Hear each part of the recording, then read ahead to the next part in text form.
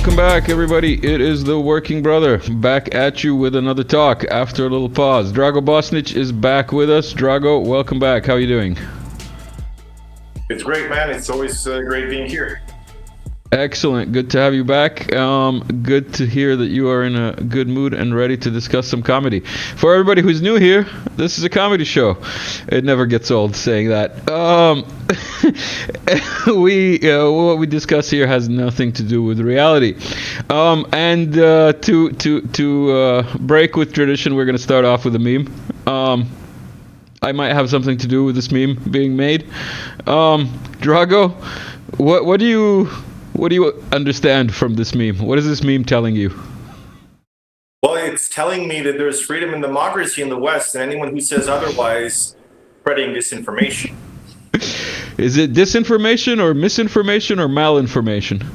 From what I understand, I think it's probably malinformation before anything else. Let's see what else we got here. Okay, we'll save that for later. Let's get into one of your articles. The first article's picture. I haven't seen these, by the way. I mean, I saw them when you posted them. I saw the headlines, but I haven't read any of them because I know we're going to discuss them. And I gotta say, this first picture reminded me that there's no Nazis in Ukraine or anywhere else. It's a myth, Russian propaganda, just like everything on this channel. Do you want to tell me what's going on with the Bundeswehr? Well, nothing Nazi for sure. Well, I mean, in all seriousness, the Bundeswehr, or the German Federal Army, officially as it's called, they are, as they say, they wanted to get in touch with their traditions. And we know what their traditions are. It's all nice and dandy and non-genocidal, non-murderous. It's just perfect. And they decided, that they're going to create a list of a bunch of completely non-Nazi officers in the German army, people who actually served. Some of them actually served in the German Imperial Army in World War I, and then with the Wehrmacht, and then after that, in the Bundeswehr that was formed in the aftermath of the World War II. So the interesting thing here is that a lot of these people were actually top NATO commanders, and they were even in the NATO headquarters where they commanded the troops. I have to keep correcting my guests. You don't mean these people. You can't say these people about anyone. The ones mentioned in the article and the ones that are glorified happen to just be NATO officers, just like we see here.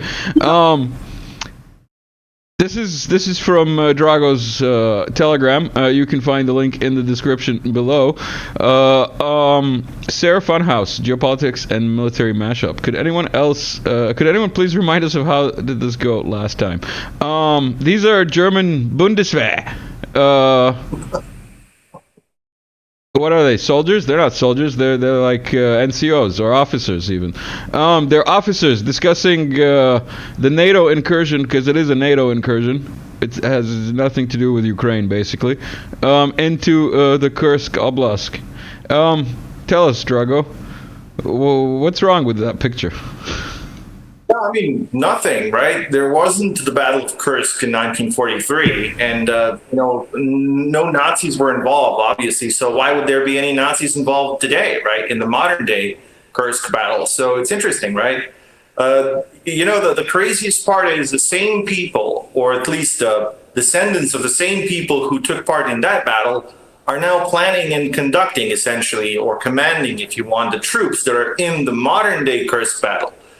And for some reason, they thought it's going to go different. It's going to go differently from the last time, And as far as I know, the definition of idiocy is if you try to do the same thing over and over again, thinking there's going to be a different result. So, I guess that tells you a lot about the NATO commanders that we are dealing with today. Yeah. POV, you're about to hear the worst opinion ever. By the way, like, share, subscribe, all that good stuff. You know what to do. Let's see what else we got here. Oh, Japan. Japan is fun. Japanese PM to resign, once again confirming a Western political instability. This sounds like Russian propaganda. Yeah, Mr. Kishida decided he's going to step down in September, if I'm not mistaken. So, I mean, this is already old news at this point, and I mean, he hasn't stepped down yet, but he will. And yeah, I guess he's a record holder in recent Japanese history because he managed to, get a 3-year term, while others were getting like 2 or 1. And this is the interesting part about all these Western governments. Like, we've seen changes in Western governments per year. Like in some cases, there's been like 4 or maybe even more prime ministers, such as the case of democracy. Say it with me. Say it with me. Say it with me. Democracy. Democracy, say right? There you go. Freedom and democracy, man. Explains otherwise. It's the elites getting to choose the shepherds for their herds more often than is prescribed in legal documentation. Has nothing to do with dictatorship. You don't understand. You and I, we're from these backwards Eastern countries that just have dictators, and we have unfair elections.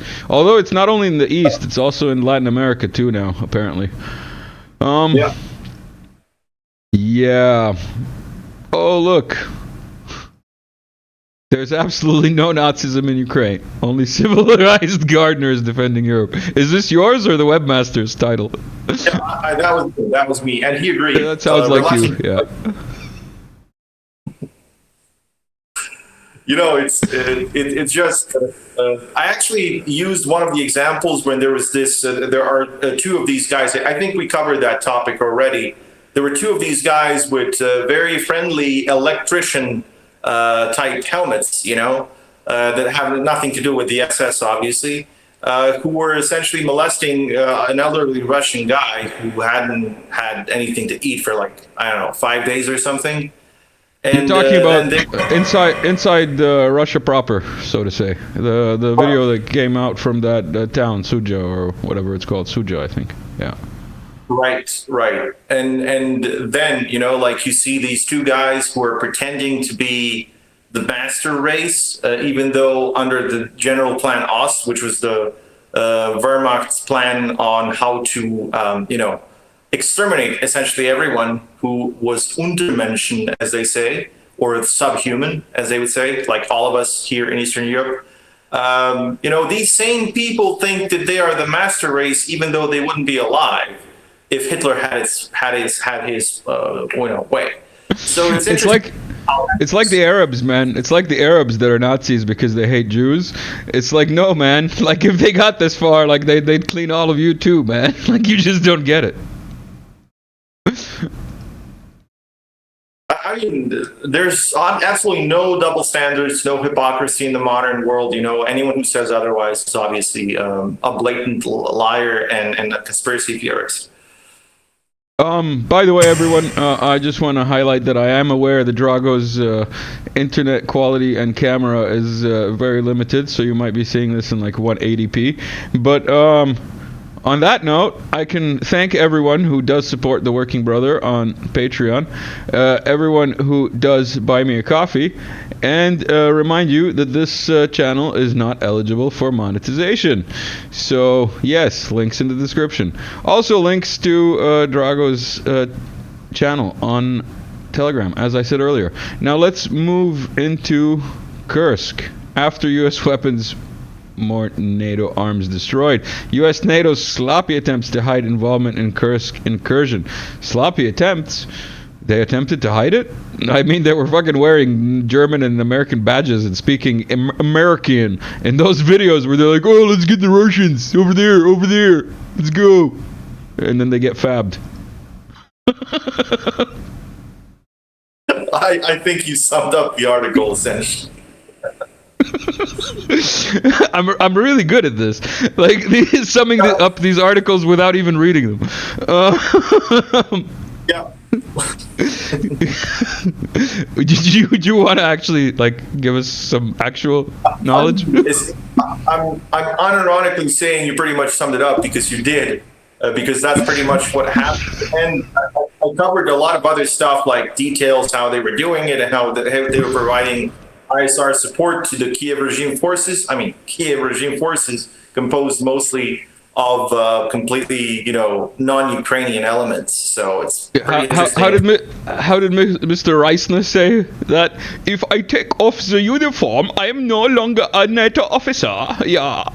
That's what I'm no longer soldier of the NATO country. That's what Reisner said about 2 years ago, was it?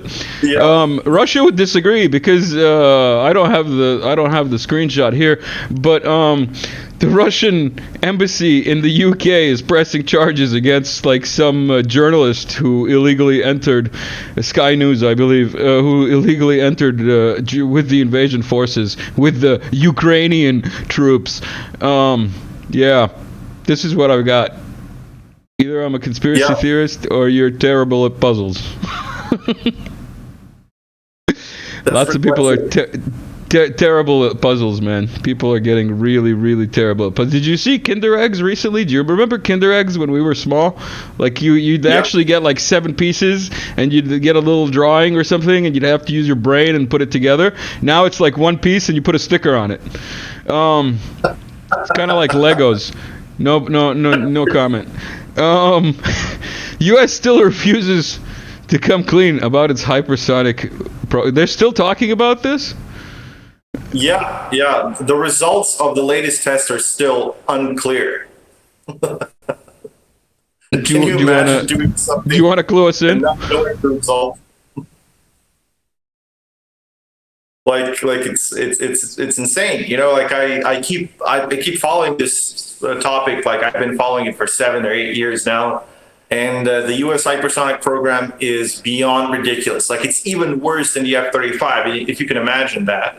And it's quite interesting how they still keep talking about some sort of like a arms race, hypersonic arms race, even though the Russians and the Chinese have actually gotten to the finish, like, I don't know, 5 years ago, 10 years ago. And the U.S. still is in the race, So, I mean, I just don't know who they're racing, like themselves or, I don't know, Australia or the UK. I have no idea. So it's quite interesting how when they try to talk about this topic, they keep saying, we don't know, it's unclear. We've learned a lot from this test, we can move forward and continue doing stuff. I mean, you can also learn a lot from a failure, right? It's just that they don't want to say it's a failure. That's typical, failing in your science project and being like, oh, but it's okay. The kids did do it properly, but they learned how to do it not properly.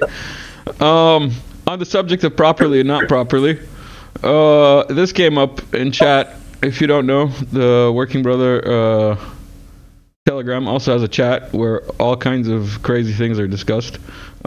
Just follow the rules. It's pretty simple. This was sent in by a subscriber. Also, let's break it up with another meme. This came across my feed. Serbian Metaverse quest when you're drunk in the back of a cab and the driver asks you for directions. Kosovo, just to remind people where the Serbs are always going. Now, we've got another article here. I mean, comedy script that Drago prepared during the week so that we'd have something to talk about in this comedy show. That's what I mean. Kiev's regime laughably illogical statistics about shooting down Russian missiles. Let me not break it down. Why don't you tell people what you actually wrote? Because this is too easy. I think if people want real details, they can just read the article. But the whole point is they're shooting down the Russian hypersonic missiles, which the West cannot make. It doesn't have the technology to do that. They're shooting down like 25-30% of them. But they can't shoot down. I mean, the Kiev regime can't shoot down the old Tochka-U. They're shooting it down like 5 or 6% of Tochka-U's allegedly fired by the Russians. So that's essentially like saying you can catch bullets, but with your bare hands. But if I use a stone and try to hit you with a stone, you can't do anything. That's the logic of their success rate against the Russian hypersonic missiles. I was gonna say arrows, but yeah, that kind of sums it up better with like throwing a stone at you. Yeah, that puts it into perspective. Very well summed up. But yeah, their numbers are hilarious. That's all I can say about that. U.S. cyber aggression against Russia backfiring. What cyber aggression? Yeah. What is cyber aggression? Yeah. Do you want to define cyber aggression? There's no cyber aggression, obviously. This is just Russian propaganda. I just wrote that just for the hell of it. So, I mean, all jokes aside, the point is they've delivered a lot of these very, advanced hacking ways to the Ukrainians. And guess what? The Ukrainians are now using them to essentially rob people around the world of whatever they want. So these hackers are using the military methods that, they learned from NATO. And the point is, I actually pointed out this in the article, this is not something that's been going on for the last 3 years. This cyber warfare has been going on since at least 2015, very likely since 2014. Although I didn't find any clues and sources about this, but there is a source from 2015 saying, detailing how this goes. So for the last nearly a decade, the Kiev regime has been getting top-notch cyber warfare tactics from the U.S. military. And shockingly, some of the guys from the Ukrainian military who were actually serving together with these NATO instructors and who learned the new ways of hacking, they've essentially learned those ways and they've used them to gain a lot more money that they were getting as soldiers. I know, shocking, but it's that's how it goes. Like you said, shocking. Simply unbelievable what's going on these days. You couldn't write it if you tried. Like this guy, Pashinyan exacerbates. Is that missing a letter? Yeah. I think that's missing. Is that missing a letter? Yeah, is that the real word? No, it's not. No, it's not missing a letter. Okay. Pashinyan exacerbates Armenia's strategic blockade, turns it into a NATO hub against Iran and Russia. Yeah. This guy every time. I really don't know what to say. Why don't you tell people what you think? Well, the idiot in chief of Armenia, unfortunately, their prime minister, Nikol Pashinyan, in eternal wisdom, he decided to call in some U.S. soldiers on the territory of Armenia after insisting some Russian border troops to leave the Zvartnots airport. And now, as soon as the Russians, left the country, those that were deployed on the airport, at the airport, they were replaced, or essentially, they had American troops move in. And then those same American troops went to the southern Syunik region, which borders Iran, Azerbaijan, the territory that was previously Nagorno-Karabakh or Artsakh, if you want, in Armenian, and also the Nakhchivan Oblast or autonomous region that's to the west. So this region, it's crucial because on three sides it's surrounded by the other countries, and this area, the Turks are eyeing this area for their Zangezur corridor that's going to essentially join together Azerbaijan and its autonomous oblast, which also borders Turkey. So the interesting thing about this is it's a strategic region. The Turks want it because that's their gateway to Central Asia. On the other hand, the Americans also think it's important because it borders Iran, and then they can spy on Iran. They can just use that area, to monitor missile launches, to monitor Iranian forces in the northwest. And the crazy part is Armenia, while doing that, is also negotiating with India to get some weapons. And if you know anything about Armenia's geography, you know the only way for India to deliver any weapons to Armenia is through Iran. So this guy is essentially destroying the relationship with Russia and with Iran, and they already have Turks on two sides, on the west and the east. So it's a very smart policy, isn't it, right? To get your country completely isolated and cut off from the rest of the world, and then also antagonize all the countries in the region. So, you know, I guess it's going to end the Armenians if they continue having Pashinyan in power. Last time we talked, I think we discussed the Iskander 1000. Like, I'm no geography buff, but he might be trying to check the range of the Iskander. Like the Russians might just send a few Iskanders back there. I think that's probably 1,000 kilometers away. It's probably not under 1,000 kilometers. Like, that would be my rough guess from like the nearest Russian border, right? Right. Okay. If you think your government is bad, imagine how bad it is in Armenia with Pashinyan, right? Yeah. I mean, I sympathize with Armenians entirely. Like, I think they're great people. I think they have a magnificent civilization. And you know, they have like a 3,000-year-old history, and I don't think I've ever heard. I read a lot about their history. I don't think I know a single example of a leader that's worse than Armenia's current leader. Like I really can't think of a single one.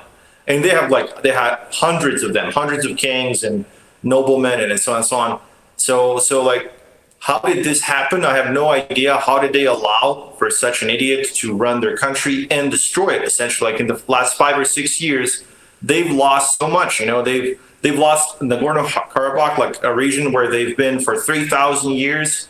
They've been expelled from that area. The Azeris are pretty much destroying whatever is left of their cultural heritage in that region.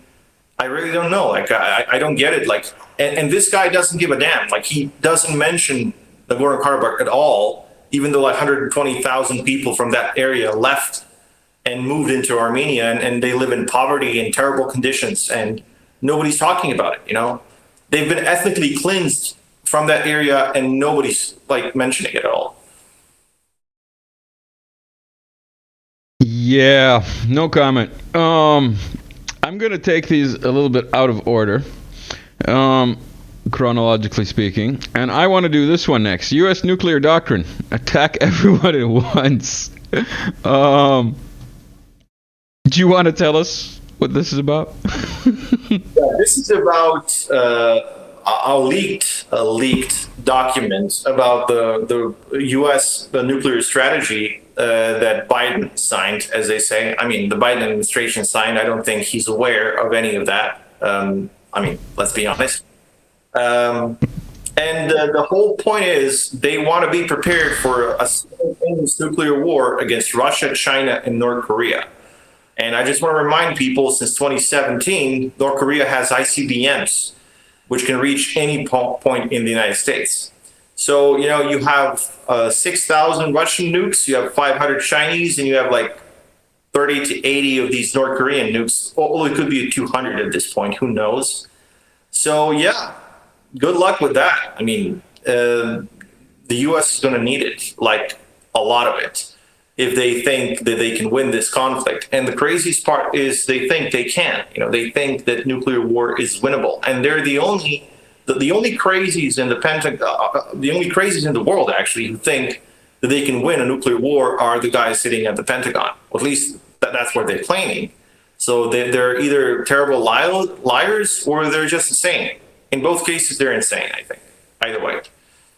I think we need to define survive in the perspective of the Pentagon underground bunker. You know what I mean? But even then, they need to read up a little bit on the newer weapons that the Russians have come out with. We did videos on them. They can check out some of our old videos here too. We've got this. This is not from you. This is from me. That's the new UMPK module, and this is the old UMPK module. There has been an upgrade. Do you want to tell us what this upgrade allows this new UMPK to be more fabulous? It enhances range. It essentially enhances a lot of other stuff simply because the fins are at the back of the bomb. And of course, like, it has the same deployable wings, but the point is, like, the further the back fin is, it's easier and more precise to steer the bomb when it's going down. So, I mean, it was expected that the Russians are going to do this. At least I expected it at some point. And I guess a lot of other people who know about military tech. And of course, like, by enhancing the precision, they've essentially exponentially increased the lethalness of these things. I mean, as if the Ukrainians needed that, right?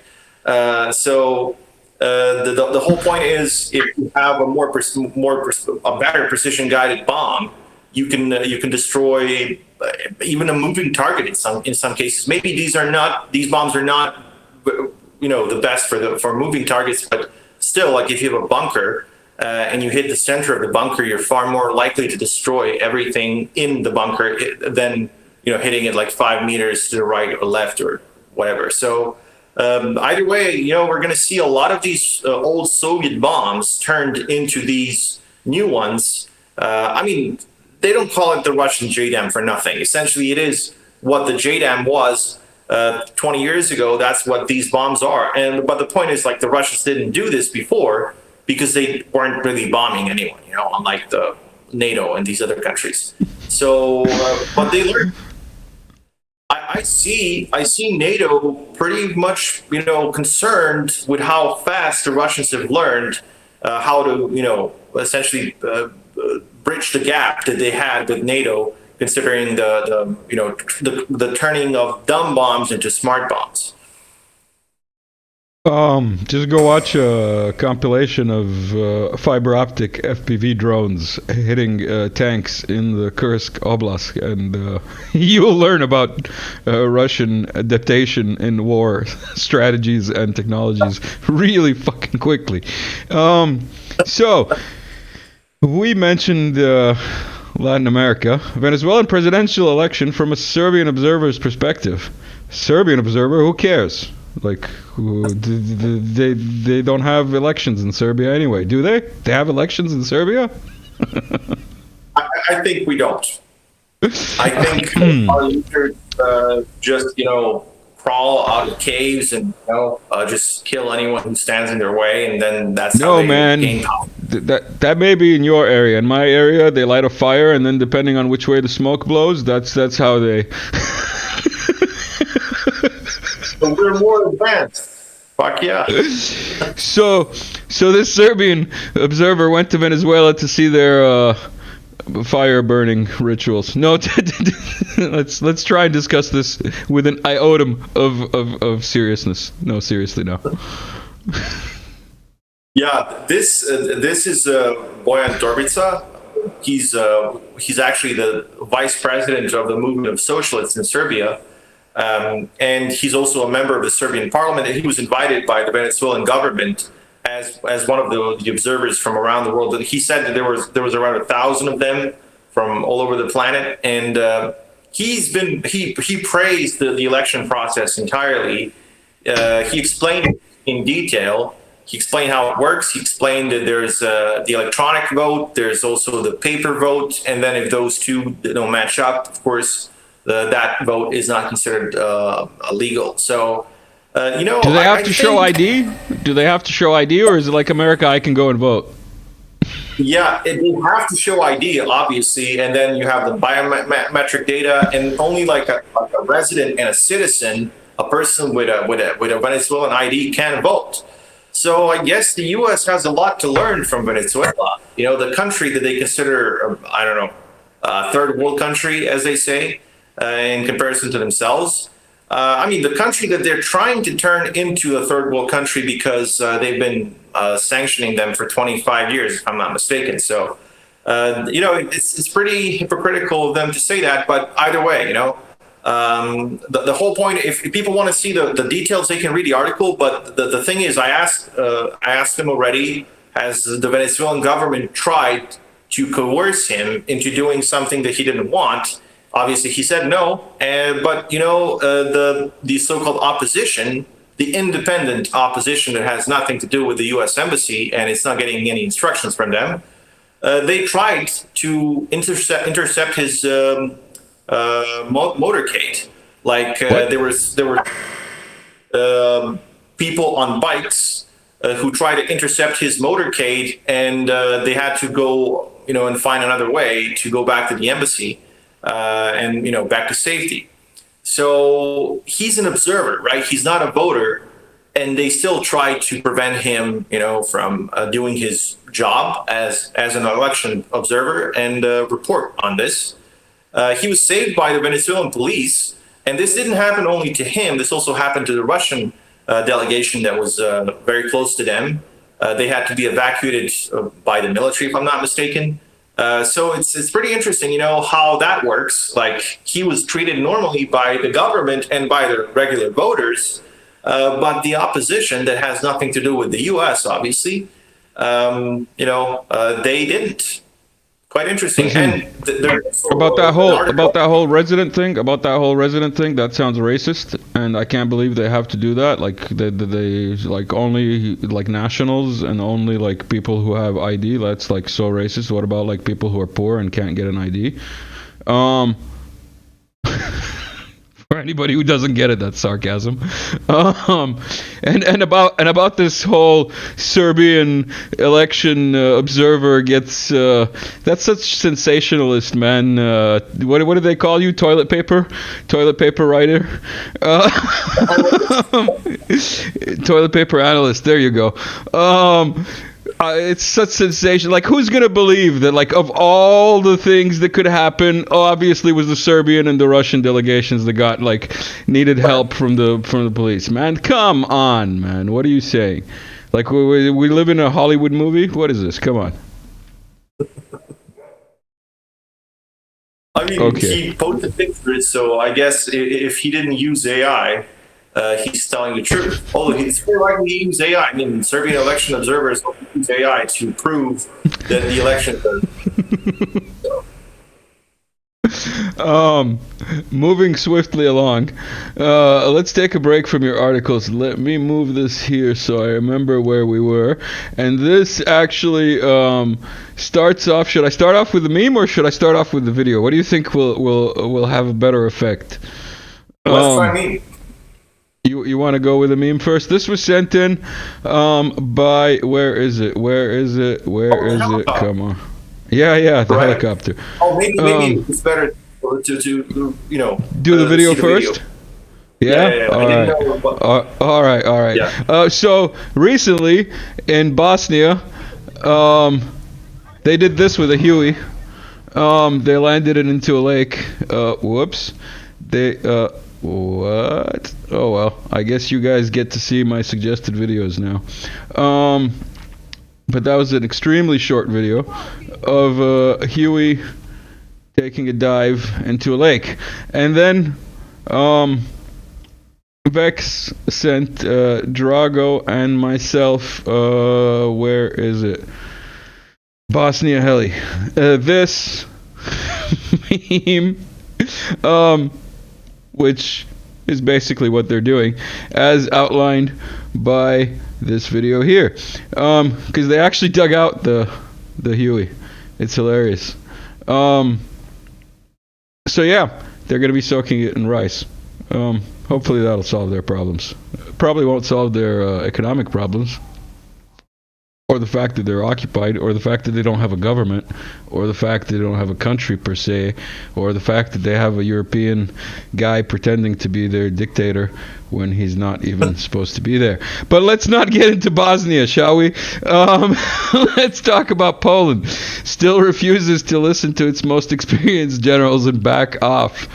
Do you want to tell us about these experienced Polish generals? Yeah. The general in the picture, for the life of me, I can't remember his name. People can see it in the article. Major He General Leon Komornitsky. Something like that. I can't remember the last name. Komornitsky. Yeah. Komornitsky. Something like that. There you go. We're being racist. Let's say Komornitsky. So General Komornitsky. He explained, what's really happening in Ukraine. That the AFU is not winning, as the free media likes to say. So the whole point is, he said, we don't want to become a new Ukraine. We don't want to become the new, punching bag for the Russians that NATO is going to use to weaken them by actually making them stronger only.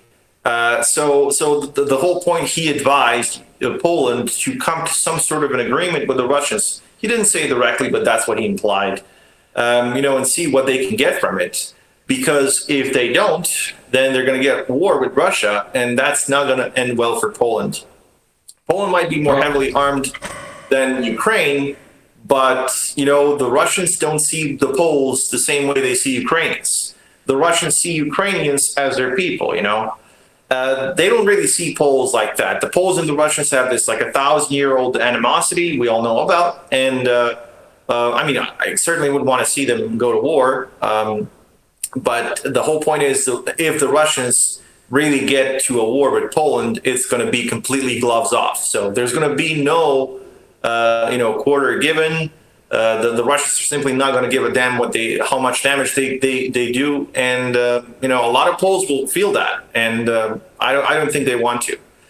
Even though some crazies want to, I think most of the population realizes that it will be a bloodbath, and they don't need it. Speaking of bloodbaths, and going back to that article about nuclear war on three fronts, Sullivan went to talk to Yang Li, I believe his name is, Wang Yi, sorry, I'm being racist again. Would you kindly stop using the Philippines, Australia, Taiwan, etc. to create conflict? We're not doing that. Okay, we're just doing that a little bit. Okay, fine, we're creating conflict. It's an entire foreign policy for this region. Please start a war. And then there was a comment in some group where this was shared, that basically it would be ideal to get the war going before November, also known as October Surprise. Right. We have 3 or 4 various illnesses that can be the COVID 2.0. So I guess we're going to get a lot of that, and it's going to be deadly. And it's not going to be planned at all. So I guess we're going to get it by at least, say. Yeah, no comment. I almost said no COVID. No comment. We're going to be talking about Serbia in a little bit, and this was sent in by Roland. He wouldn't say where he got this, but this is probably a vintage meme because it is very low quality. Europe in its entirety occupied. The year is 1999. Well, not entirely. One small country of indomitable Serbs still holds out against the invaders. Yes. Thingy-Dunum. Yep. That's the old name for Belgrade, by the way. People might think it's some sort of chest thumping and self-boasting or whatever, but in reality, we were the only free country in Europe at that time. And on top of that all, we withstood a 10-year-long siege. That was a 10-year-long siege that essentially destroyed much of our country. We've lost a lot of our own people and ethnic space because we were driven out from a lot of the lands that were ours for centuries. But still, we stood our ground, and we did what nobody else had the balls to do at the time and for decades after that time. So, credit should be given where it's due. So, yeah. I'm still standing plays in the background. No, seriously speaking, though, yeah, you're absolutely right. Before it was cool, we were putting up against NATO's and Nazis and all the other flavors of global jihad brought to you by the CIA. Speaking of, well, not technically, but kind of, Serbia inks a Rafal deal with France while dodging Western pressure for Russia ties. Drago Bosnic, independent geopolitical and military analyst, writing for a BRICS portal, the comedy portal, where we get most of the sources for our jokes, including this picture. But why don't you discuss this while I bring up some memes about this thing that just happened? Yeah. Well, the president of France, Emmanuel Macron, he came to Serbia, where we inked a bunch of deals that are all beneficial to Serbia. There's no way that any of those are in any way exploitative or neo-colonialist towards Serbia, including the Rafal deal, where we are getting 12 jets for a feeble $3 billion, so 12, huh? Complete 12 jets. Yeah. 3 billion with a B. Right. We're In 2028, right? Yeah, in 2028. By the way, those are supposed to be new ones. And as far as I know, the French military is waiting like 4 or 5 years for a new jet. So according to this contract, we're going to be getting new jets faster than the French military. I guess the 2028 time frame is pretty realistic, because it's obvious that the French military-industrial complex prioritizes Serbia over France. I guess that's just the case, right? As every other country does. And I read somewhere online that this Serbian involvement in this NATO-led air coalition thing is supposed to be kind of like we're going to defend NATO's southern, would that be? Southeastern wing of Europe, basically, in coordination with the Croatians and the Greeks. Like what? Yeah. The craziest part is there is this so-called EU battle groups, that there are like 20 of them or something like that. And there's this so-called Balkan battle group that involves Serbia, Greece, Bulgaria, Romania, and Ukraine. And there's also Cyprus and I think Moldova, although I'm not sure 100%. Either way, the whole point is we're supposed to coordinate our NATO-built weapons with all these other NATO and EU member states, or aspiring member states such as Ukraine, as they say. So the whole point, like we're slowly becoming part of this defense system. So this purchase is not good for us in any way. Like and in the best case scenario, we're going to be getting extremely expensive jets for air policing that are far more expensive than the MiG-29s we use now.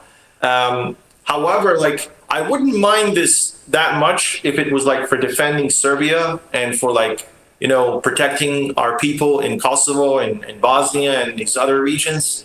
However, it's not going to be for that because, NATO has its ways of shutting down certain systems if you acquire those systems from them and if you use them in a non-legal way, which means in any way they don't deem, beneficial to them. So, if we were, for example, to use the Rafals against the narco-terrorist government in Pristina, then we might get, slapped with some immediate sanctions, such as turning off certain systems, remotely. I see a lot of people saying it's not possible. Well, obviously, they don't know how cyber warfare works, and especially... Of course it's not possible, man. Even hacking cars is not possible. What are you talking about? It's crazy talk, man. Like, you can't take over electronic cars. You can't even take over electronic jacks. What are you talking about? That's nuts, man. And there, like these so-called experts who decided on this, deal, they claim, I guess they claim that the latest tech we're gonna be getting with these French Rafals, it's not connected to the NATO command centers at all. Obviously, it's just they're just gonna give us all this technology for nothing. And I mean, it's not for nothing. We're paying $3 billion, but the point is, like, they're going to give us this and just hand us over the technology without getting anything in return. Specifically, all of our info. The interesting thing is the Americans are not even hiding this. Like, if the Americans give you the F-35, it's almost like buying a car, you know, in our age. Like you get the car, you have this, let's say, seat heater prescription. Like there is the hardware, but you have to pay, you know, like a monthly fee to use it, even though it's there, you know. You know what? It was BMW who recently charged people for that. And you know what BMW used to make a long time ago? Maybe it's their like cultural heritage coming out. Speaking of cultural heritage and Macron, this was sent in actually by a family member. Amiens, ville natale d'Emmanuel Macron. Nous sommes désolés. For the non-Frenchies, they're sorry. They're sorry they made Macron in his birth village. Also, we've got an exclusive here. This is how the French president was received in Serbia. Also, maybe not. This could be fake. But he should have been. He should have been received like this in Serbia. Wait. Did we do all of these? We did all of these. All right. Now we've got one last article by Drago. Ukrainian F-16 pilot killed, refueling rumors about first downed Falcon. Yeah, this was, I wrote this before I knew about before they admitted the first downed F-16. So, you know, when I was looking through all the Telegram channels and when I was seeing that there's this one Ukrainian pilot, I think his name is Alexei Mess. He's a real mess, I guess now. Jokes aside, the guy was one of the first F-16, first pilots that was actually trained for the F-16.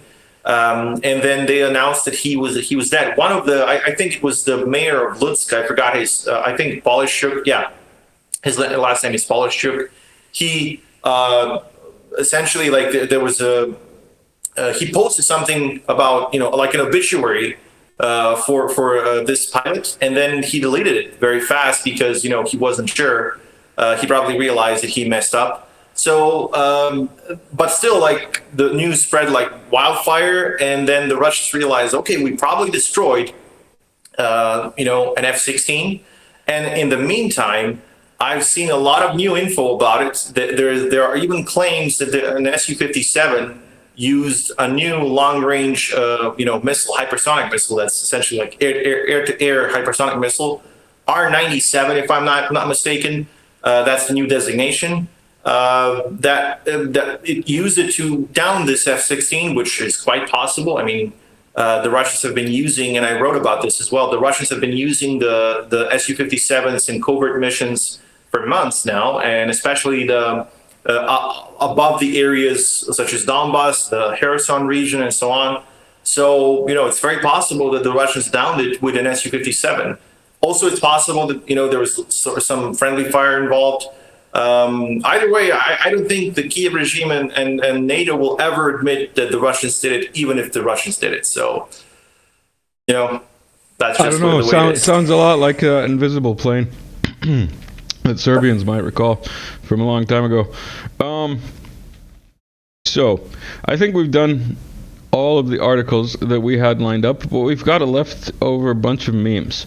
Well, one of them is disturbing, so I want to warn everybody ahead of time. This is hard on the eyes. This came across my feed. Clinton's.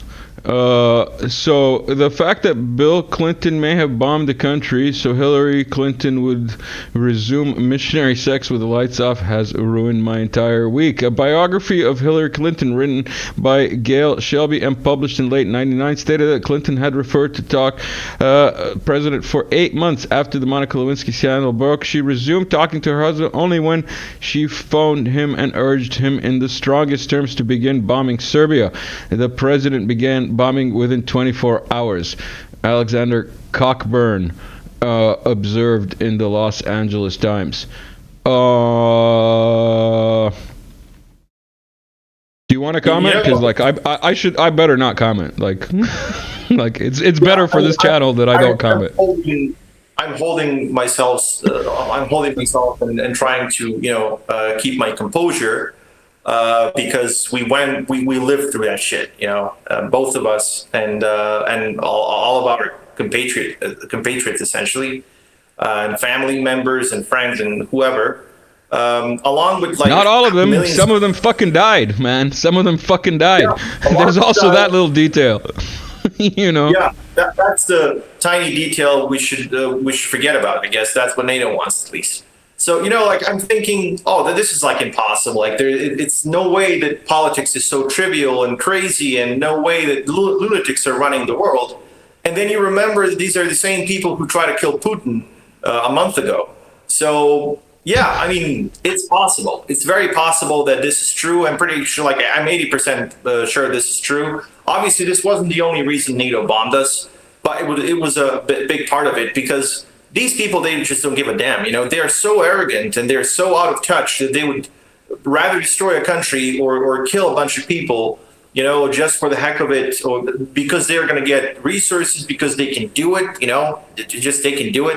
You know, I mean, why are they using drones to kill tens of thousands or hundreds of thousands of people across the Middle East? Like, what does it mean when you kill like a family of people in Somalia, in Yemen, in, I don't know, Afghanistan or anywhere else? Like, you're just gonna generate more terrorists. Like if you kill a person, if you kill their entire family, and they see that and somehow they survive, if they weren't a terrorist before that, now they're going to be a terrorist 100%. And then they're going to tell this to a bunch of other people, their relatives, friends, and now you have a bunch of other terrorists. So you always have this. Or you get a comedy channel. Yeah, right. I mean, it's crazy, you know, like it's crazy, but this is why we have to realize that people that we're dealing with are not like lucid, normal human beings. They're fucking insane, and this is why they're doing what they're doing. If they weren't insane, they wouldn't be doing it. Yeah, that's one way to put it. This is another way to put it. The resemblance is uncanny. You have to admit. Although the IQ is on the right side. I mean, our right side. Well, so, obviously, the IQ and the manners. This was sent in by Maya. We've discussed this many times before, but yes, you are here. Fahrenheit 451, Animal Farm, 1984, Soylent Green, Clockwork Orange, Lord of the Flies, A Logan's Run, The Matrix, Gattaca, Brave New World, Brazil, and A Handmaid's Tale. Yeah, that's basically the user manuals, as George, who we have on often, likes to call them. We've got another 2 memes. Drago, can you do another 2 memes? Yeah, you good for another 2 memes? Excellent. People might be worried about how I'm sitting at this table. This is how I'm sitting, just in case you can't see it. Also, this was sent in also by Maya. Not all orcs are bad. Example, this one. He's against vaccines. So remember, people, be against vaccines. I mean, yeah. Get your shots or something.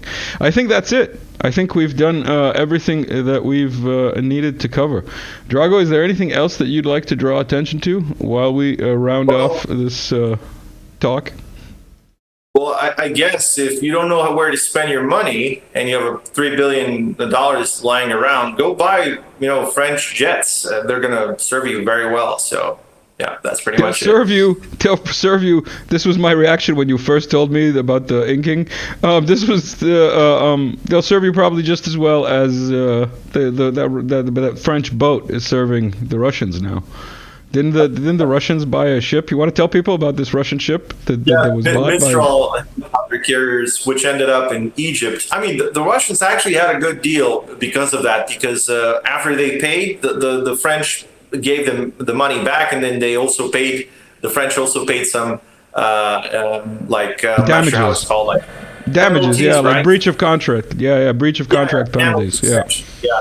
So and then these helicopter carriers were also sold to Egypt, and then the Russians, who were supposed to get the helicopters for their own the Black Sea Fleet, they also sold the helicopters to the Egyptians.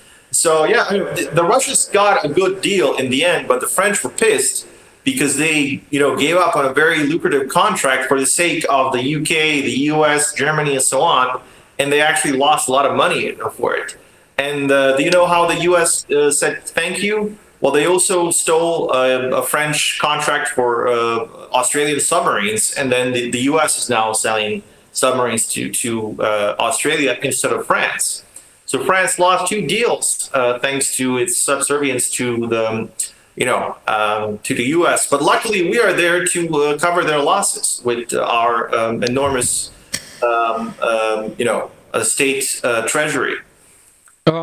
Yeah, we'll definitely be looking forward to taking delivery of those jets in 2028 before the French army, like we discussed. No comment.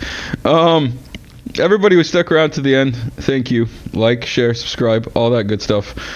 Drago, thank you for coming on yet again. It was an excellent talk. Let's play some music in the background, and we'll take you out with that. Say bye, Drago. All right. Cheers, everyone. Catch you later.